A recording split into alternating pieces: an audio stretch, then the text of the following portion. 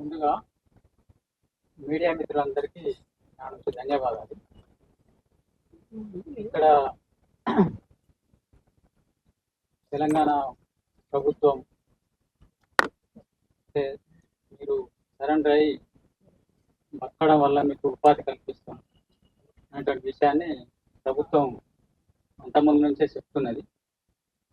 దాని నుంచి మేము కూడా ఇప్పుడున్న పరిస్థితి లోపల ఈ సాయుధ పోరాటం అనేటువంటిది పనిచేయడం అనేటువంటిది కష్టం, జరగదు. ఇప్పుడు ఆధునిక టెక్నాలజీ తర్వాత కమ్యూనికేషన్ పెరిగినటువంటి ఈ పరిస్థితులలో సాయుధ పోరాటం అనేటువంటిది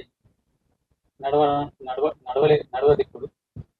అందుకోసం ఇక్కడ ఉన్నటువంటి ఇప్పుడు ఉన్న వాళ్ళైనా తెలంగాణలో పనిచేసే వాళ్ళు, తెలంగాణ క్యాడర్స్ కూడా వచ్చి వాళ్ళు మాలాగే వెళ్ళిపోయి అలా వాళ్ళు బతకడానికి అవకాశం చేస్తున్నది. అట్లా చేస్తే మంచిది. తర్వాత ఇక్కడ ఉన్న ప్రభుత్వానికి, పోలీసులకు మా నుండి ధన్యవాదాలు తెలుపుతున్నాను. రాజిరెడ్డి గారు ఇప్పుడు దేవిజీ మీ దగ్గర ఉన్నాడు. ఎందుకంటే దేవిజీ మీ దగ్గర ఉండని ఒక స్టేట్మెంట్ వచ్చింది, కానీ చూస్తే మాత్రం కొంత కన్ఫ్యూజన్ ఉంది. దేవిజీ ఉన్నాడా లేడా మీ దగ్గర?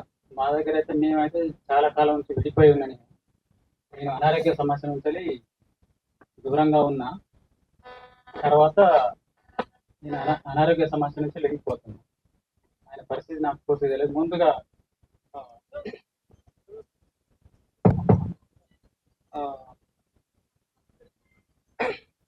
ಈಗ आत्मसमर्पण से शामिल होता पुलिस अधिकारी को लेकिन मीडिया कार्मिकों की सब तेलंगाना गवर्नमेंट की नावा धन्यवाद.